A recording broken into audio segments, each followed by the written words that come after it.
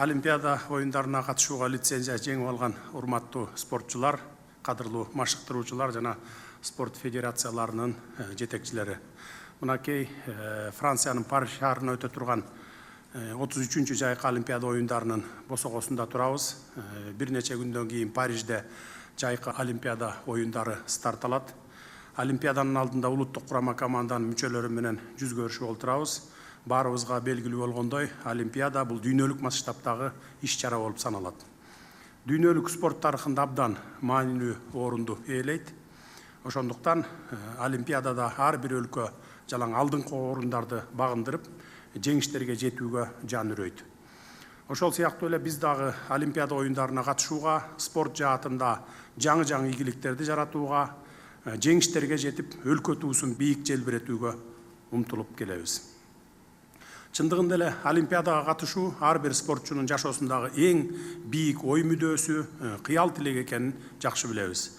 Ошондуктан мен эң алды сиздерди Олимпиада оюндарына катышууга укук берген лицензияларды жеңип алышыңыздар менен чын дилимден куттуктаймын.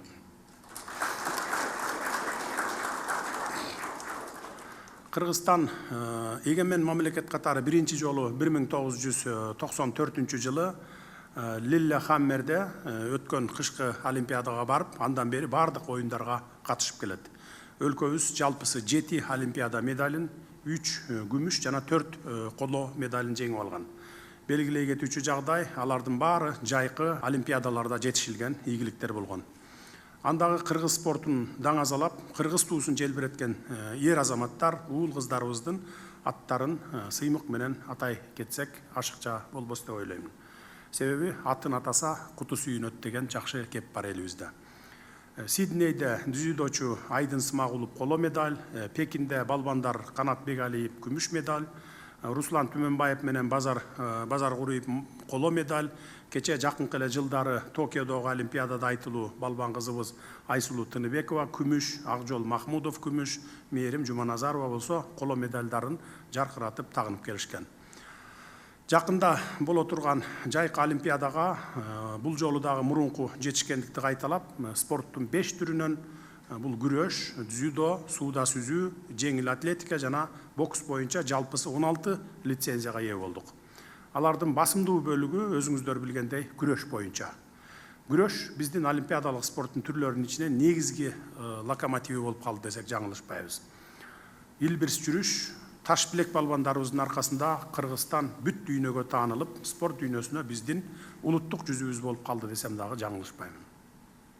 Урматтуу мекендештер, бүгүн бул жерде 3 жылдан бери кайрат күчүн жыйып, талап кылынган тартиптүү катуу сактап, өжөрлөнө машыгып, акыры Кыргызстандын намысын коргоо укугуна ээ болгондор чогулуп олтурасыздар. Деги эле соңку жылдары өлкөбүздө спорт жаатында күчтүү жаш муундарыбыз өсүп келе жатат. Биздин спортчуларыбыздын келечеги али дагы алдыда. Албетте спортчулардын ар бир жараткан ийгилигинин артында машыктыруучулардын чаалыкпаган эмгеги менен талбаган изденүүлөрү тургандыгында шек жок. Учурдан пайдаланып, ары мекенчил, ары күчтүү, ары адептүү уул кыздарды таптап өстүрүп, дүйнөлүк майданга алып чыгып, Кыргызстандын атын таанытып жатканыңыздар үчүн жалпы машыктыруучулар жамаатына терең ыраазычылыгымды билдире кетейин. Мындай жетишкендиктер сиздердин кесипкөйлүгүңүздөр менен талантыңыздардын аркасында жаралууда десек жаңылышпайбыз. Спорт бул ден соолук, спорт бул жашоо. Спортчулар аркылуу дүйнөнүн булуң бурчунда Кыргызстандын желеги желбиреп, гимни ойнолууда. Спорт бул жаштарды патриоттуулукка тарбиялоодо бекем пайдубал болуп берүүдө десек да болот. Муну өлкө жетекчилиги абдан жакшы түшүнөбүз. Ошондуктан 3 жылдан бери колубуздан келген жардамдарды берип келе жатабыз. Мындан сырткары билесиздер, мамлекет тарабынан спорт өнүктүрүүгө чоң инвестициялар салынып жатат. Спортто жүрүп жаткан процесстер өлкөбүздүн жалпы өнүгүүсүнө бараандуу салымын кошууда десек дагы болот. Натыйжада жыл сайын спорттун бедели жогорулап, спортту жашоо мүнөзүнө айланткан тарапкерлер, ошону менен бирге күйөрмандар дагы көбөйүүдө. Бул албетте абдан жакшы көрүнүш. Биз мындан ары дагы дене тарбия жана спорт менен машыгууга бардык шарттарды түзүп берүүгө бүт аракеттерибизди жумшай беребиз. Урматтуу улуттук олимпиаданын команданын мүчөлөрү, Олимпиада бул өлкөлөр өз ара атаандашкан дүйнөлүк масштабтагы жападан жалгыз эл аралык иш чара десем болот. Токиодо өткөн 32-нчи Олимпиадада оюндарында биз алтын медалга бир кадам жетпей калдык элек. Андан бери 3 жыл өттү. 3 жылдан бери Кыргызстан бардык тармактар боюнча өз мүмкүнчүлүктөрүн кеңейтти. Өлкөнүн саясий позициясы дагы бекемделди. Экономикалык мүмкүнчүлүктөрүбүз артты. Жарандарыбыздын жашоо шарттары жакшыруу багытына алды. Курулуш боюнча ири долбоорлорду өз күчүбүз менен жүзөгө ашырып жатабыз. Алардын арасында спорттук инфратүзүмдөр дагы бар. Эсиңиздерде болсо, 2021 жылы сиздер менен жолукканда биздин жалпы максатыбыз 2024 жылдагы Париж Олимпиадасында биринчи орундарды камсыз кылуу, алтын медаль жеңүү деп айттым элем. Бул менин эле сөзүм эмес, 7 миллион элдин суроо талабы, үмүт тилеги болуп турат. Мына ошол үмүт тилектерди актоого мезгил келди деп ойлоймун. Эгемен Кыргызстандын Олимпиада тарыхындагы биринчи алтын медалын жеңип, көз карандысыз Кыргызстандын 33 жылдыгына, Кара Кыргыз автономиялуу облусунун түзүлгөндүгүнүн 100 жылдыгына карата белек кыласыздар деп мен бекем ишенип турамын. Урматтуу спортчулар, ардактуу машыктыруучулар, Олимпиада оюндарында белгилүү оюндар үчүн сиздерге, байгелүү орундар үчүн сиздерге мамлекеттик тарабынан акчалай сыйлыктар каралганын жакшы билесиздер. Бирок бул сыйлыктар жеңишке жетүү үчүн негизги стимул болбош керек. Спортчуларды жеңишке чыгарган негизги фактор бул ата мекенди сүйүү, Кыргызстандын кызыл байрагын бийик желбиретүү, кыргыз мамлекетин даңктап даңазалоо экенин унутпаңыздар. Ал эми акчалай сыйлыктар болгону спортчулардын, машыктыруучулардын эмгегин тийиштүү деңгээлде баалоо үчүн берилерин баса айтып кетким келет. Урматтуу спортчулар, олимпиадалык алтын үчүн таймашта айыгышкан күрөш өтө курч болору шексиз. Бирок биздин спортчуларыбыз кандай кыйын таймаштар болсо дагы тайсалдап калган эмессиңер. Тескерисинче, мындай кыл чайнашкан учурлар спортчуларыбызды чыйралтып, ого бетер күчтүү, ого бетер намыстуу, ого бетер ишенимдүү кылып келген.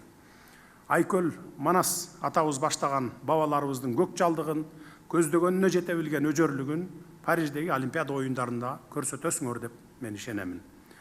Урматтуу спортчулар, силер 7 миллион кыргызстандыктын ой санаасында, назарында турасыңар. Силерди миллиондогон мекендештериңер жеңиш менен күтөт. Силерде дем да бар, күч да бар, жеңишке болгон бекем эрик да бар. Ошондуктан, урматтуу биздин улуттук олимпиадалык команданын мүчөлөрү, алдыда боло турган оюндарда өзүңөрдүн күч тараметиңерди, даярдыгыңарды 100% көрсөтүп, жеңишти карай чамдагыла, жолуңар шыдыр, жолдошуңар кызыр болсун. Силерге ак жол тилеймин.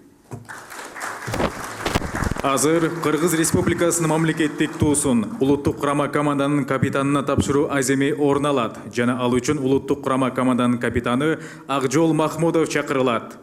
Кыргыз Республикасынын мамлекеттик туусу алынып келинсин.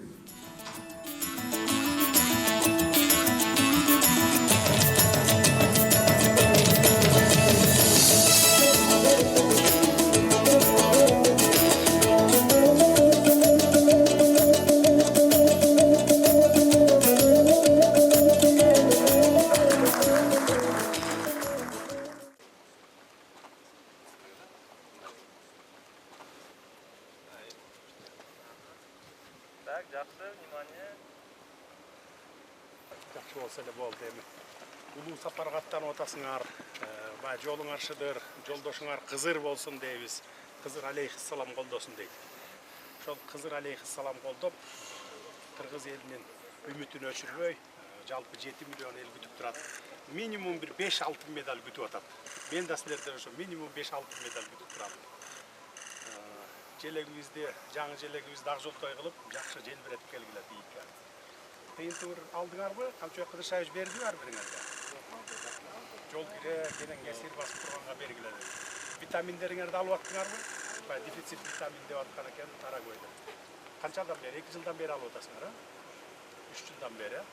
Эми ушундай көңүл буруп атсак, анан кийин силер алтын медаль алып келбесеңер, анда кыргыз элинин үмүтүнө суу сепкен болосуңар. Ошон үчүн дагы алдыда бир 5-6 күн бар, дагы даярдыкты көрүп. Даярдыкты көрүп, эми ак жолтой болуп, медаль алып келип күтүп атабыз.